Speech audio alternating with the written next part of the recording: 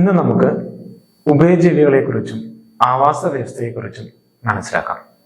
പരിസര പഠനത്തിലോ പൊതുവിജ്ഞാന വിഭാഗത്തിലോ ചോദ്യങ്ങൾ ചോദിക്കാവുന്നതാണ് ഉഭയജീവികളും ആവാസ വ്യവസ്ഥയും. നമുക്കറിയാം, നമ്മുടെ ചുറ്റുപാടുമുള്ള ജീവികൾ കരയിൽ ജീവിക്കുന്നവയുണ്ട്, വെള്ളത്തിൽ ജീവിക്കുന്നവയുണ്ട്, കരയിലും വെള്ളത്തിലുമായി ജീവിക്കുന്നവയുമുണ്ട്. അപ്പോൾ എന്താണ് ഉഭയജീവികൾ? കരയിലും വെള്ളത്തിലുമായി ജീവിതചക്രം പൂർത്തിയാക്കുന്ന നട്ടലുള്ള ജീവികളെയാണ് ഉഭയജീവികൾ എന്ന് പറയുന്നത്. തവള, സിസിലിയൻ, സാലമാൻഡർ, ന്യൂട്ട് എന്നിവ ഉഭയജീവികൾക്ക് ഉദാഹരണങ്ങളാണ്. ഇവയുടെ പേരുകൾ ഓർത്തിരിക്കുന്നത് നിങ്ങൾക്ക് പരീക്ഷയ്ക്ക് ഗുണം ചെയ്യും. ഇനി നമുക്ക് ജീവിതചക്രവുമായി ബന്ധപ്പെട്ട് രണ്ട് ഉദാഹരണങ്ങൾ നോക്കാം. ഒന്ന് പൂമ്പാറ്റയുടേത്, മറ്റൊന്ന് തവളയുടേത്. പൂമ്പാറ്റയുടെ മുട്ട വിരിഞ്ഞ് പുഴുക്കൾ ഉണ്ടാവുന്നു. പുഴു പ്യൂപ്പയായി മാറുന്നു. പ്യൂപ്പ ശലഭമായി മാറുന്നു. എങ്കിൽ തവളയുടേതോ? തവള മുട്ടയിടുന്നത് വെള്ളത്തിലാണ്. മുട്ട വിരിഞ്ഞുണ്ടാവുന്ന കുഞ്ഞുങ്ങളെയാണ് നമ്മൾ വാൽമാക്രികൾ എന്ന് പറയുന്നത്. ഈ വാൽമാക്രികളുടെ വാല് ശരീരത്തിൽ ലയിച്ച് കാലുകളായി രൂപാന്തരപ്പെടുന്നു. അപ്പോൾ തവളയുടെ ജീവിതചക്രം വെള്ളത്തിലും കരയിലുമായി മാറുന്നു. ഇതാണ് ഉഭയജീവികൾക്കുണ്ടാവുന്ന ജീവിതചക്രവുമായി ബന്ധപ്പെട്ടുള്ള പറയാനുള്ള പ്രധാനപ്പെട്ട പോയിന്റ്. ഉഭയജീവിയായ തവളയെക്കുറിച്ച് ചോദിക്കാവുന്ന രണ്ട് പ്രധാനപ്പെട്ട കാര്യങ്ങൾ കൂടി നമുക്ക് ശ്രദ്ധിക്കാം.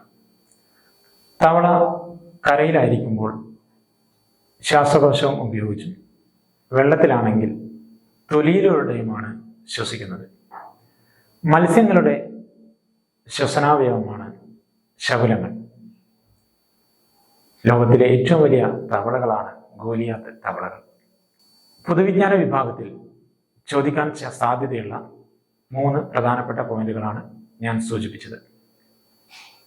ശകുനങ്ങൾ ഉപയോഗിച്ചുകൊണ്ടാണ് മത്സ്യങ്ങൾ ജീവിക്കുന്നതെങ്കിൽ ശൽക്കങ്ങളാണ് നീർക്കോലിയെ കരയിലൂടെ സഞ്ചരിക്കുന്നതിന് സഹായിക്കുന്നത്.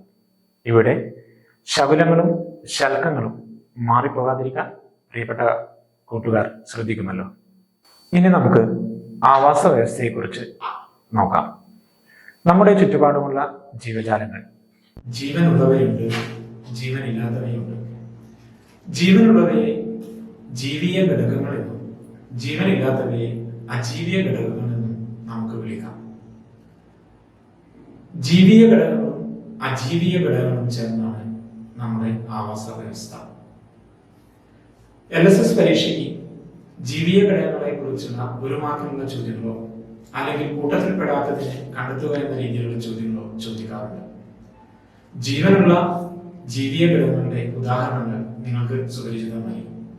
അജീവീയ ഘടകങ്ങളായ വായു, ജലം, മണ്ണ്, സൂര്യപ്രകാശം എന്നീ പേരുകൾ ഓർത്തിരിക്കുന്നത് മാർക്ക് എളുപ്പത്തിൽ നേടാൻ നിങ്ങളെ സഹായിക്കും. ജീവീയ ഘടകങ്ങളും അജീവീയ ഘടകങ്ങളും പരസ്പരം ആശ്രയിച്ചുകൊണ്ടാണ് ജീവിക്കുന്നതെന്ന് നിങ്ങൾക്ക് അറിയാം. അപ്പോൾ എന്താണ് ഒരു ആവാസ വ്യവസ്ഥ? ഒരു പ്രത്യേക പ്രദേശത്തെ പരസ്പരം ആശ്രയിക്കുന്ന ജീവീയ അജീവീയ ഘടകങ്ങൾ ഉൾപ്പെടുന്നതാണ് ഒരു ആവാസ വ്യവസ്ഥ എന്ന് നമുക്ക് പറയാം.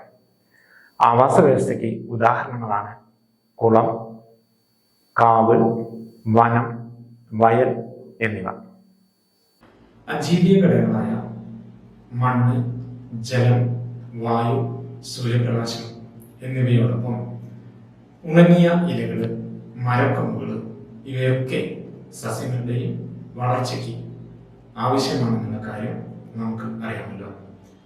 സസ്യങ്ങളും ജന്തുക്കളും പരസ്പരം ആശ്രയിച്ചാണ് ജീവിക്കുന്നത്. അതുപോലെ ജീവീയ ഘടകങ്ങളും അജീവീയ ഘടകങ്ങളും പരസ്പരം ആശ്രയിച്ചുകൊണ്ട് ജീവിക്കുന്നതിനെയാണ് നമ്മൾ പരസ്പരാശ്രയത്വം എന്ന പദം കൊണ്ട് സൂചിപ്പിക്കുന്നത്. പരസ്പരാശ്രയത്വം എന്ന പദവും പരീക്ഷയ്ക്ക് ഒരു മാർക്കിനുള്ള ചോദ്യങ്ങളായിട്ട് ചോദിക്കാറുണ്ട്.